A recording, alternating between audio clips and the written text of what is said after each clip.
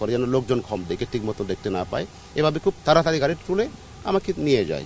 2019 সালের 9 এপ্রিল আমাকে ঢাকার কল্যাণপুর থেকে কিছু অপরিচিত লোক, যারা মানে সিভিল ড্রেস পরা লোক, 7-8 জন লোক হবে, তারা আমাকে আমি ওখানে যাওয়ার সাথে সাথে একটা জায়গায় গিয়েছিলাম কল্যাণপুরে, যেখানে একটা সোনালী ব্যাংক আছে দোতলায়, ওই বাস স্টেশনের পূর্ব সাইডে ফুটওভার ব্রিজটার কাছাকাছি জায়গায়। তো ওখানে যাওয়ার পর আমি গেটে ঢোকার পর আমাকে একজন নাম ধরে দেখেছিল, মাইকেল ডা বলে। তারপর আমি তাদের দিকে তাকালাম, সাথে সাথে আমাকে 2-3 জন লোক কলারে ধরলো বা হাতে ধরলো, এভাবে কোমরে বেলে ধরলো। তারপরে একজন লোক মানে গাড়ির জন্য ফোন দিল, বলে তাড়াতাড়ি গাড়ি পাঠান। সাথে সাথে একটা গাড়ি চলে আসলো, সাদা মাইক্রোবাস।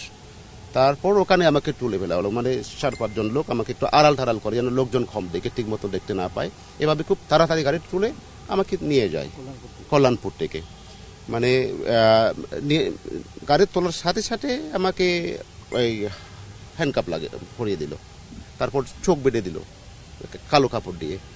তারপরে আমাকে কিন্তু চোখ বাঁধার আগে আমি একটা ওয়াকি টকি দেখেছিলাম, মানে ওই ড্রাইভারের বাম পাশে যে সিটটা থাকে তার পেছনে একটা ওয়াকি টকি ছিল, একটা বড় ওয়াকি টকি। এটা নর্মালি আমাদের মানে যারা বিভিন্ন এজেন্সিস বা পুলিশ তারা ব্যবহার করে, এরকম আমি দেখি আর কি। ওই তারপরে আবার পেছনে একজন লোক বসা ছিল আমার সিটের পেছনে, ওখানে বেশ 8-10টা বাটন মোবাইল ফোন আমি সিটের উপর সরিয়ে ছিটিয়ে পড়ে থাকা দেখলাম। তারপরে ওখান থেকে কোথায় নিয়ে গেল তা তো আমি জানি না, কমপক্ষে আমাকে 40-50 মিনিটের মতো একটা ড্রাইভ করে একটা জায়গায় নেওয়া হয়। ঠিক এভাবে নিয়ে গিয়ে ওখানে একটা টাকার পর আরেকটা জায়গায় ট্রান্সফার করা হয়। ওখানে আমি ছিলাম যে 5 বছর, প্রায় 4 মাস পর্যন্ত। তো ওখান থেকে আমাকে গত ওই জায়গাটা কিন্তু অনেক বড় জায়গা মনে হয়েছে আমার। ওখানে আমাকে বেশ কয়েকটা জায়গায় মানে নিয়ে যাওয়া হয়, এমনকি রুম চেঞ্জ করা হয় সেখানে বেশ কয়েকটা রুমে। তো আমাকে 3টা জায়গায় 3টা ভবনে রাখা হয়, মানে 2টা ভবন। নির্যাতন করা হয়? নির্যাতন বলতে গেলে আমাকে কিন্তু জিজ্ঞাসাবাদ করেছে তারা অনেক দিন পর্যন্ত, প্রায় 1.5 মাস পর্যন্ত তারা জিজ্ঞাসাবাদ করেছে। মানে তারা প্রথমে ওখানে নিয়ে যাওয়ার পরপরই আমার কাছ থেকে একটা লিখিত নিয়েছিল, যে আমার নাম, ঠিকানা, আমার পিতার নাম সব একটা শর্ট বায়োগ্রাফি আমার কাছে নিয়েছিল। আমার একেবারে শেষ পর্যন্ত শর্ট বায়োগ্রাফি একটা লিখিত দিতে হয়েছে আমাকে। এরপরে তারা আমাকে ওই বিভিন্ন বিষয় নিয়ে জিজ্ঞাসাবাদ করে, বিশেষত আমাকে শেখ হাসিনা যে 2013 সালে খাগড়াছড়িতে একটা সমাবেশে গিয়েছিলেন, নির্বাচনের সমাবেশে। তো ওই সমাবেশের দিনে একটা আমাদের ছাত্র সংগঠনের পার্শ্বত পরিষদের একটা অবরোধ ছিল। এই অবরোধ থাকাতে সেদিন তার সমাবেশ 2টায় শুরু হওয়ার কথা থাকলেও কিন্তু লোকজন উপস্থিতি কম থাকায় 4টার দিকে শুরু করতে হয়। তো ওই সমাবেশের দিন শেখ হাসিনা সে যে পাবলিক মিটিংয়ে বক্তব্য দেওয়ার সময় বলেছিল যে আজকে যারা অবরোধ দিয়েছে তাদেরকে আমি দেখে নেব, একেবারে এইভাবে এসে বলছে তাদেরকে আমি দেখে নেব, মানে এইভাবেই সেখানে বলে আসলো। সেটা এখন পত্রিকায় বা বিভিন্ন এখনো আছে সেই তার ওই রিপোর্টগুলা। আপনি কার কার বিরুদ্ধে অভিযোগ দিয়েছেন? হ্যাঁ, যেহেতু সে তার, আমি মনে করি তার যে প্রতিহিংসার মানে আমি শিকার হয়েছি, বা আমি প্রধান আসামি হিসেবে তো শেখ হাসিনাকেই আমি দায়ী করব, মানে আমার গুমের জন্য।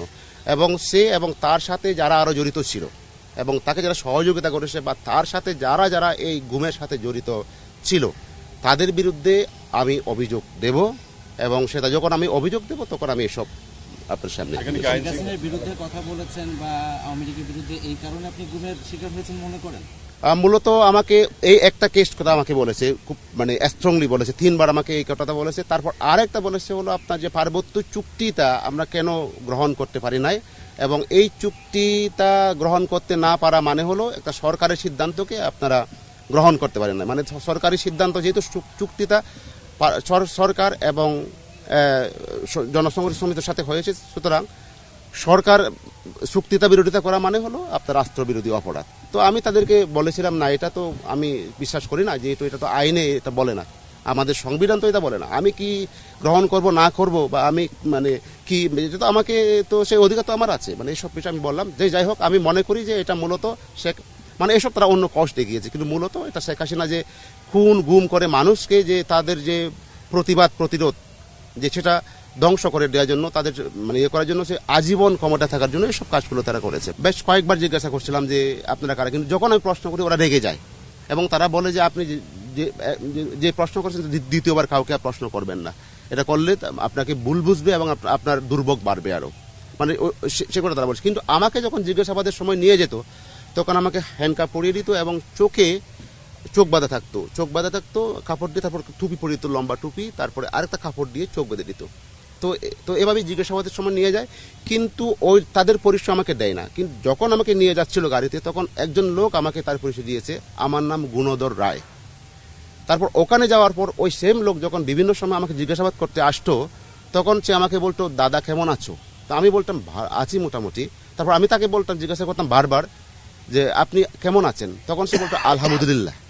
তখন এই যে সে যে নামটা দিয়েছে গুণধর রায়, কিন্তু সে যখন তাকে বারবার প্রশ্ন করি যে কেমন আছেন আপনি, তখন সে আলহামদুলিল্লাহ যখন বলে, সে তো আর কোনো গুণধর রায় থাকে না।